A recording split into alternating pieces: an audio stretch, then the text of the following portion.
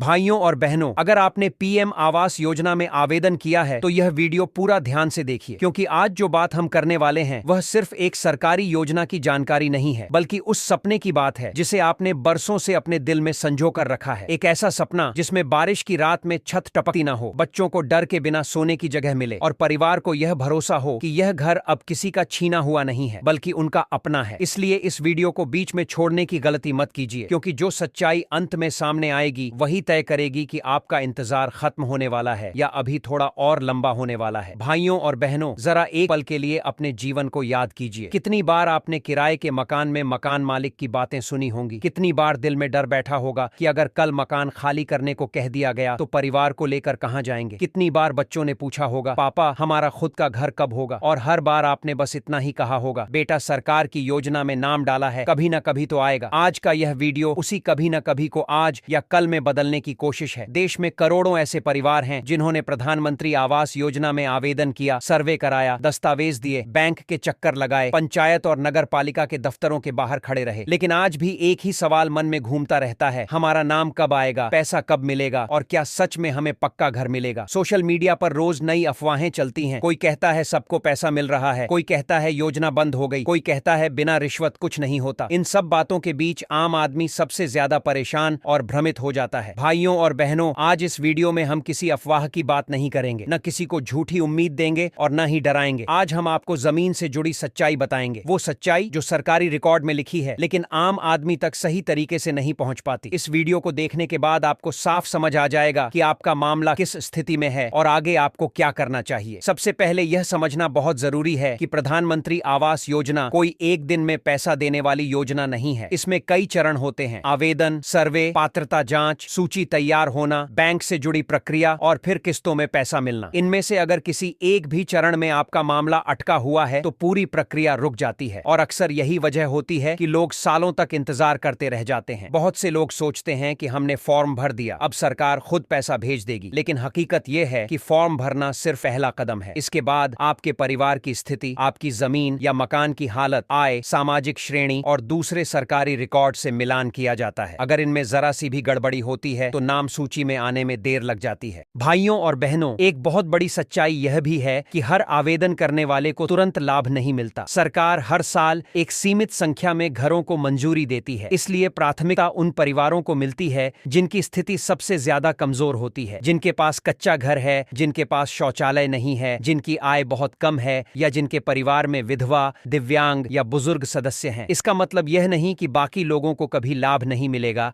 बल्कि इसका मतलब यह है कि प्रक्रिया में समय लगता है। अब बात करते हैं उस सवाल की जो सबसे ज्यादा पूछा जाता है, पैसा कब मिलेगा। भाइयों और बहनों, प्रधानमंत्री आवास योजना में पैसा एक साथ नहीं मिलता, यह किस्तों में आता है। पहली किस्त घर की नींव के समय, दूसरी किस्त दीवार और छत के काम पर और अंतिम किस्त घर पूरा होने के बाद। अगर आपके खाते में अभी तक पैसा नहीं आया है तो इसका मतलब यह हो सकता है कि आपका मामला अभी किसी चरण में अटका हुआ है। कई बार बैंक खाता आधार से लिंक न होने की वजह से पैसा अटक जाता है, कई बार सर्वे रिपोर्ट अपलोड न होने से फाइल आगे नहीं बढ़ती, और कई बार स्थानीय स्तर पर लापरवाही या जानकारी की कमी के कारण काम रुक जाता है। इसलिए सिर्फ इंतजार करते रहना सही तरीका नहीं है। सही जानकारी के साथ सही जगह पर पूछताछ करना बहुत जरूरी है। भाइयों और बहनों, अब एक बहुत जरूरी बात समझ लीजिए। अगर कोई आपसे यह कहता है कि पैसे देकर आपका नाम सूची में डलवा देगा तो उससे सावधान रहिए। प्रधानमंत्री आवास योजना में सीधा पैसा देना या लेना गैर कानूनी है। इससे आपका मामला सुधरने की जगह और बिगड़ सकता है। सरकार ने पूरी प्रक्रिया ऑनलाइन और पारदर्शी बनाने की कोशिश की है ताकि आम आदमी को किसी के आगे हाथ न फैलाना पड़े। आज के समय में आप खुद भी अपने आवेदन की स्थिति देख सकते हैं। इसके लिए आपको बस सही जानकारी और थोड़ा धैर्य चाहिए। लेकिन अफसोस की बात यह है कि गांव और छोटे शहरों में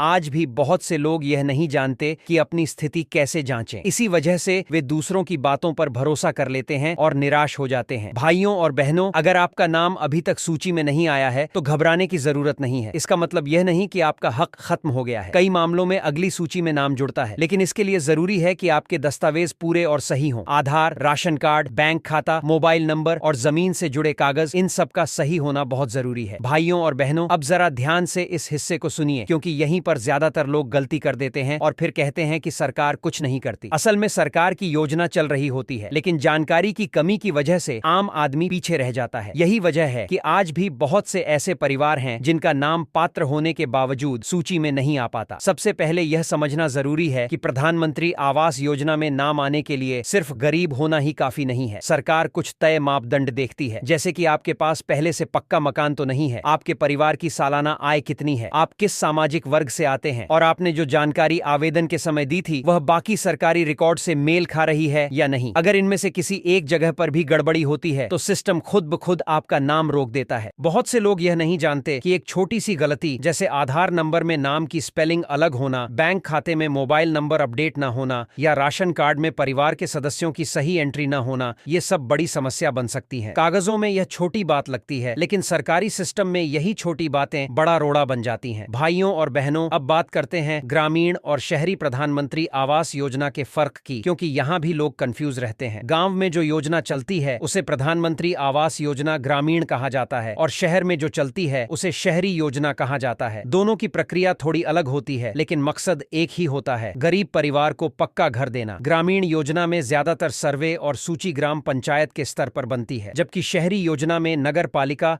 या नगर निगम की भूमिका होती है। इसलिए अगर आप गांव में रहते हैं तो सिर्फ बैंक या किसी एजेंट के भरोसे न रहें, पंचायत स्तर पर जाकर जानकारी लेना बहुत जरूरी है। और अगर शहर में रहते हैं तो नगर पालिका में जाकर अपनी फाइल की स्थिति जरूर पूछें। अब एक बहुत अहम सवाल आता है, क्या योजना बंद हो गई है? भाइयों और बहनों, यह सवाल आजकल हर दूसरे वीडियो और पोस्ट में दिखता है। सच्चाई यह है कि योजना बंद नहीं हुई है। हाँ, यह जरूर है कि हर साल एक तय लक्ष्य के हिसाब से ही घरों को मंजूरी मिलती है, इसलिए जिनका नाम पहले नहीं आता उनका नाम बाद की सूची में आ सकता है। लेकिन इसके लिए जरूरी है कि आपका आवेदन एक्टिव रहे और रद्द न हो। कई मामलों में देखा गया है कि लोग सालों तक इंतजार करते रहते हैं, लेकिन कभी यह चेक ही नहीं करते कि उनका आवेदन कहीं रिजेक्ट तो नहीं हो गया। और जब बहुत देर हो जाती है तब उन्हें पता चलता है कि एक छोटी सी कमी की वजह से फाइल बंद कर दी गई थी। इसलिए जागरूक रहना बहुत जरूरी है। भाइयों और बहनों, अब उस बात पर आते हैं जो दिल को सबसे ज्यादा छूती है। सोचिए उस दिन के बारे में जब आपको फोन आए या पंचायत से बुलावा आए कि आपका नाम स्वीकृत हो गया है। उस दिन आपको शायद यकीन ही ना हो। आप 2-3 बार पूछेंगे, सच में मेरा नाम आ गया क्या? और जब यह बात पक्की हो जाएगी तब दिल के अंदर जो सुकून मिलेगा उसकी कोई कीमत नहीं होती। लेकिन उस दिन तक पहुंचने के लिए आपको धैर्य रखना होगा और साथ ही सही जानकारी के साथ कदम उठाने होंगे। अफवाहों से डरना नहीं है, किसी दलाल या बिचौलिए के चक्कर में नहीं पड़ना है और सबसे जरूरी बात, किसी को भी पैसे देने की गलती बिल्कुल नहीं करनी है। इस वीडियो के अंत में मैं आपसे यही कहना चाहता हूं कि उम्मीद मत छोड़िए, अफवाहों से दूर रहिए, सही जानकारी पर भरोसा रखिए और अगर आपने अभी तक अपनी स्थिति की जांच नहीं की है तो आज ही कीजिए, क्योंकि कई बार एक छोटी सी जानकारी आपकी पूरी जिंदगी बदल सकती है। अगर यह वीडियो आपको उपयोगी लगा हो, अगर आपको लगा हो कि इसमें कही गई बातें आपके दिल की बात हैं, तो इसे उन लोगों तक जरूर पहुंचाइए जो आज भी इसी इंतजार में हैं। हो सकता है आपकी एक शेयर किसी के चेहरे पर मुस्कान ले आए।